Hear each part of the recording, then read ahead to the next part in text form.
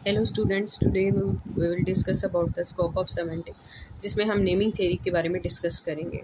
सबसे पहले मैं आपको कुछ बताना चाहूँगी कि पहले पिछली क्लासेस या पिछले सब्जेक्ट्स जो थे उनमें हमने वर्डन इन दी सोशल का कॉन्सेप्ट सिग्निफाइड का पढ़ा था, जिसमें आपने सिग्निफाइड वो कहता है कि जो होता है कोई भी वर्ड रिटन या स्पोकन होता है, और signified is something that is the utterance, जो कि थिंग भी हो सकती है, उसके बारे में ऑब्जेक्ट्स भी हो सकते हैं, इर्द गिर्द हमारी कोई भी चीज़, जैसे पेंसिल है, रेज़र है, हमारा जो वर्ल्ड है उसके अराउंड। और हमें ये भी पता है कि लैंग्वेज होती है is the way of communication, और उसमें क्या होता है, उसने वहाँ पे डिफ़ाइन किया था कि एक सिग्निफायर होता है, सिग्निफाइड होता है, और इसके दरमियान रिलेशनशिप को उसने डिफ़ाइन किया था किस तरीके से, अटरेंस के थ्रू उसने सारा कुछ एक्सप्लेन किया था। यहाँ पे अब हमारे ज़हन में एक चीज़ आती है कि कोई भी हम वर्ड लेते हैं, जैसे अगर हम कोई वर्ड लेते हैं ट्री, तो ट्री के साथ ही हमारे जहन में एक कॉन्सेप्ट बन जाता है, ट्री किस तरह का होगा, एक शेप सी डेवलप हो जाती है। बेसिकली कॉन्सेप्ट जो होता है वो एक मिरर इमेज होता है, और इसी के बेस पर, मिरर इमेज के बेस पर हम जो है कॉन्सेप्ट बेस पर हम मीनिंग को इंटरप्रेट कर रहे होते हैं। लेकिन एक इम्पॉर्टेंट चीज़ जो यहाँ पे याद रखनी ज़रूरी है कि जब भी हम किसी भी चीज़ का मिरर इमेज ले रहे होते हैं, जब हम कॉन्सेप्ट डेवलप कर रहे होते हैं, जो मिरर इमेज होता है कभी भी फिक्स्ड नहीं होता, वो हमेशा आपके एक्सपीरियंस बेस पे वेरी करता है। अगर आपका ट्री का एक्सपीरियंस जो है एप्पल ट्री है, तो उसी का ऑरेंज ट्री हो सकता है, किसी के जहन में मरी के नॉर्दर्न एरियाज़ के ट्रीज़ आ सकते हैं। तो हर बंदे की जो है अपने एक्सपीरियंस बेस पर, अपने कॉन्टेक्स्ट बेस पर, अपने नॉलेज के बेस पर वो चीज़ें डिफरेंट इंटरप्रेट करेगा। सेकंड थिंग इज़ दैट कि जब वो इन चीज़ों के बारे में वर्ड्स को जहन में ला रहा होता है, तो क्या हम लोग क्या वर्ड्स हमारे जहन में आता है, साथ ही हम नेम देना शुरू हो जाते हैं। ठीक है, यहाँ पे हमने बेसिकली नेमिंग थ्योरी में ये डिस्कस करना है, कुछ चीज़ें ऐसी हैं जिनको हम विजुलाइज कर लेते हैं, ठीक है, और कुछ चीज़ें ऐसी हैं जिनको हम एक्सपीरियंस नहीं कर सकते। इन दोनों चीज़ों के दरमियान ये सारी जो है डिस्कशन कैरी ऑन होगी। जो इम्पॉर्टेंट चीज़ मेरे जहन में आ रही, जो बताना ज़रूरी है कि जब भी हम डिफरेंट चीज़ों को माइंड में लेकर आ रहे होते हैं, तो हम क्या कर रहे होते हैं, अपनी अपनी अंडरस्टैंडिंग के मुताबिक अपना अपना कॉन्सेप्ट डेवलप करते हैं।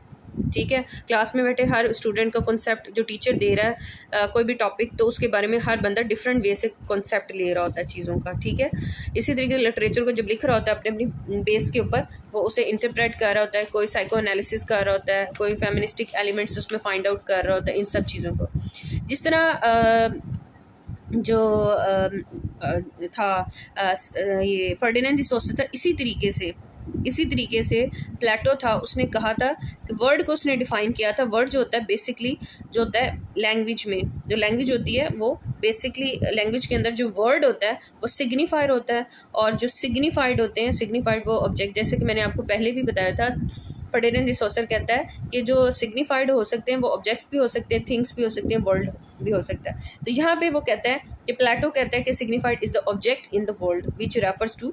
फिर अब क्या होता है, बहुत सी प्रॉब्लम्स अराइज होना शुरू हो गई।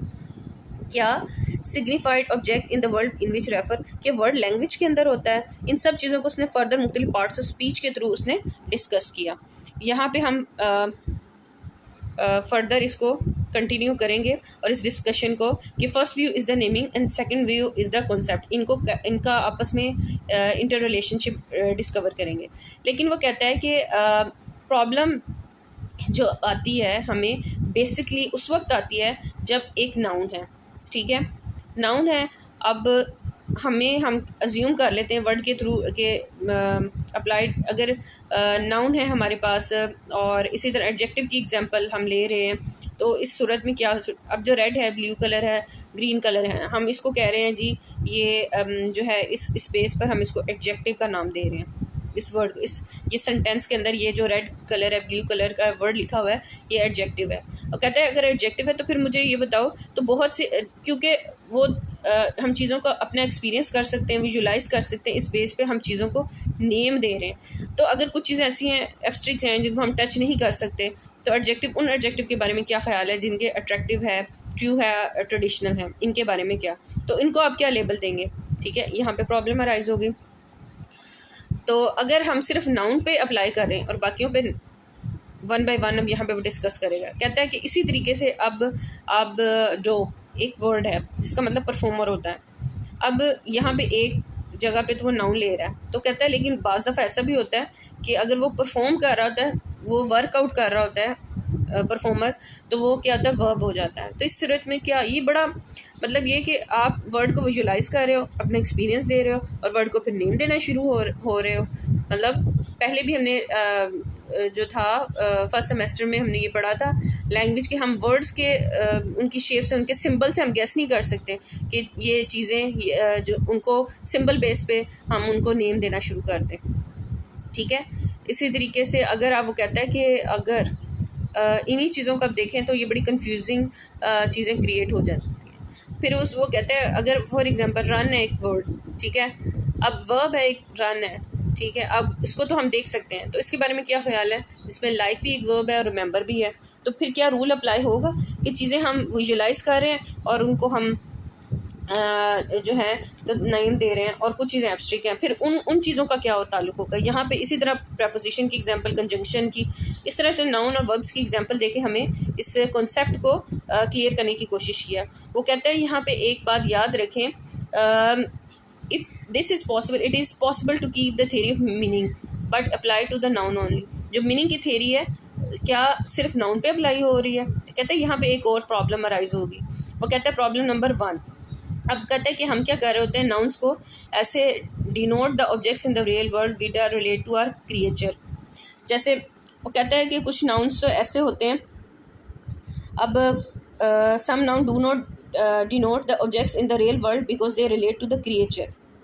अब जो कुछ यूनिकॉर्न है, फेरी है, ग्रिमलन है, ऐसे हैं जो वर्ल्ड जो हमसे बिलोंग नहीं करते, तो अब इनका क्या ख्याल है, इनको क्या मतलब इनको लेकिन ये एक वर्ल्ड को, एक इमेजिनरी वर्ल्ड को डिस्क्राइब करें, तो इस सूरत में हम क्या करें। कहते हैं कि शुरू में उन्होंने ये किया कि अगर हम फॉर एग्जांपल वो हमें कहता है कि अगर हम इसे 2 हिस्सों में दुनिया को डिवाइड कर लें, एक रियल वर्ल्ड होगा, इमेजिनरी वर्ल्ड होते हैं, ठीक है, इस बेस पे हम चीज़ों को नेम देना शुरू करते हैं, वर्ड्स को नेम देना शुरू करें, क्रिएचर्स को, ये क्रिएचर के एग्जाम ऑब्जेक्ट्स लें, ऑब्जेक्ट्स को 2 हिस्सों में डिवाइड करें, एक रियल वर्ल्ड के ऑब्जेक्ट्स हैं और एक इमेजिनरी वर्ल्ड के, जैसे ग्रिमलन, यूनिकॉर्न, जैसे हम मूवीज़ वगैरह में देखते हैं, फेरीज वगैरह, यूनिकॉर्न्स वगैरह के करेक्टर्स होते हैं। ग्रिमलन एक मैकेनिकल इलेक्ट्रॉनिक फॉल्ट क्रिएट करता है मशीन के अंदर, लाइक दैट।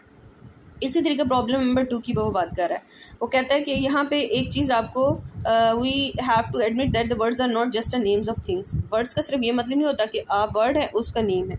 वो कहता है कि अगर such words become the evidence of fact that words are not simply names of the object of our experience. ज़रूरी नहीं होता कि आपका एक्सपीरियंस है तो आप उस वर्ड को नेम दें। अगर आपका एक्सपीरियंस नहीं है उन वर्ड्स के बारे में, तो फिर उसके बारे में क्या आपका इरादा है। फॉर एग्जाम्पल, अब there are nouns that refer neither to the imaginary atoms like fairy and unicorns not the physical objects horse and the रूप।